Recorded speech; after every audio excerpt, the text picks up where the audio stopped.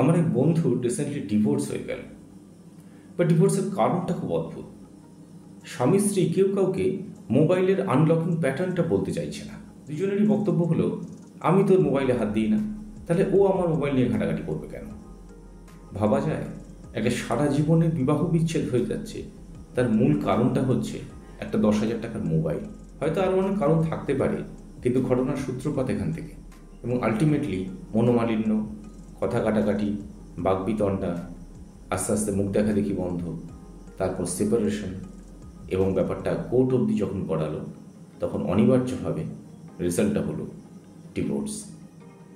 আসলে মোবাইল টোবাইল কিছু না, আসল ব্যাপারটা হলো প্রাইভেসি বা সিক্রেসি, বা যার সঙ্গে অনেকাংশে জড়িয়ে আছে ব্যক্তি স্বাধীনতা ব্যাপারটা। যদি বিচারগুলো খুবই সূক্ষ্ম, বাট আলটিমেট রেজাল্টটা খুব বেদনাদায়ক। বলতে খারাপ লাগছে, ব্যাপারটা এমন জায়গায় গেছে যা কিছুদিন বাদে বোধ হয় ওই বিয়ের রেজিস্ট্রির সময় অ্যাডভান্স ডিভোর্সের পেপারটাও সই করে রাখতে হবে। কারণ ভবিষ্যতে যদি ডিভোর্সের দিকে যেতে হয়, তাহলে ফর্ম টর্মগুলো আগে থেকে ফিল আপ করে রাখাটাই ভালো, পরে সুবিধা হবে আর কি। ওদের কথা ভাবতে ভাবতে শ্রী শ্রী মায়ের কথা খুব মনে হচ্ছে। মাও তো সংসারী ছিলেন, এবং মায়ের সংসার খুব আপনি কপ্নির সংসার না, বিরাট বড় সংসার। ঠাকুরের নিজের বাড়ির লোকজন, মায়ের নিজের বাড়ির আত্মীয় স্বজন ছিলেন, ঠাকুরের ভক্তরা আছেন, এবং সর্বোপরি ঠাকুরের সন্ন্যাসী সন্তানরা। এসব নিয়ে মায়ের বিরাট বড় সংসার। মাঝে মাঝে মনে হয় যে সংসার সামলাতে সামলাতে মায়ের কোনো দিন ব্যক্তি স্বাধীনতা বা প্রাইভেসি এগুলোর অভাব বোধ হয়নি। এবার একটু মায়ের জীবনের দিকে তাকানো যাক। মা বলছেন, জয়রামবাটিতে যোগেন্দ্র চিঠির জবাব লিখে দিত। যোগেন্দ্র হচ্ছে পিয়ন, যে চিঠি দিয়ে যেত। অনেকে বলতো, পিয়ন চিঠি পড়ে কিনা যাকে তাকে দিয়ে চিঠি পড়ানো কেন? আমার কাছে কোনো কপট তো কিছু নেই, আমার চিঠি যে ইচ্ছে সে দেখবে। ভাবা যায়, পিয়ন চিঠি বিলি করতে এসে চিঠি পড়েও দিত, আবার চিঠির উত্তরও লিখে দিত। সে যুগে তো আর মোবাইল ফোন ছিল না, তাই চিঠি ভরসা।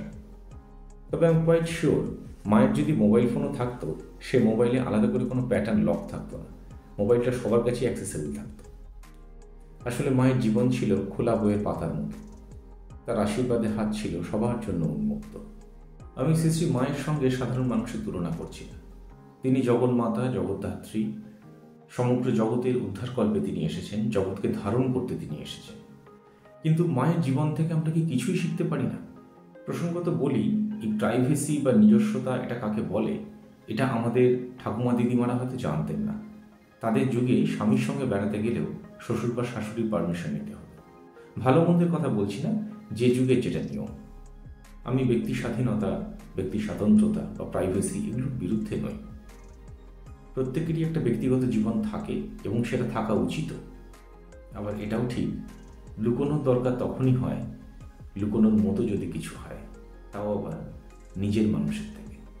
আমার সঙ্গে আপনাদের মতামত মিলতেও পারে, নাও পারে, কিন্তু আপনাদের মতামত অবশ্যই এই ভিডিওর কমেন্ট বক্সে জানান। কারণ আজকের যুগে এই সমস্যাটা একটা বিরাট বড় সমস্যা। এটা আস্তে আস্তে একটা সংক্রামক ব্যাধির মতো আমাদের সবাইকে গ্রাস করছে। এটার মূলে হয়তো আত্মকেন্দ্রিকতা কি বিশ্বাসের অভাব থাকতেই পারে, কিন্তু এটা বাস্তব যে একটা সময় এই সেপারেশন বা ডিভোর্স এই ব্যাপারগুলো জেনারেলি একটা স্ক্যান্ডালের পর্যায়ে ছিল, কিন্তু এখন সেটা বলতে গেলে একটা পার্ট অফ লাইফ হয়ে গেছে। তবু ভাগ্য ভালো আমার এই বন্ধুটার কোনো ইস্যু নেই। যাদের ইস্যু আছে তাদের কথা ভাবুন তো। আমার মনে হয় এই যে মানুষের একটা মানসিক অস্থিরতা, সেটা থেকে সাংসারিক একটা সমস্যা, এখান থেকে একমাত্র উদ্ধার পাওয়ার উপায় হচ্ছে মায়ের জীবন। শ্রী শ্রী মায়ের জীবনকে অনুসরণ করলে আমাদের অনেক সমস্যার সমাধান তো হবেই, উপরন্তু আমরা প্রকৃত শান্তি লাভ করব, যে শান্তিটা আজকের এই ভোগবাদিতার জীবনে ভীষণ জরুরি। আমার এই বন্ধু বা তার স্ত্রীর মতো আরও অনেকের জীবনে শান্তি নেমে আসুক, মায়ের কাছে এই কামনা করে আজকের ভিডিও শেষ করলাম। নমস্কার।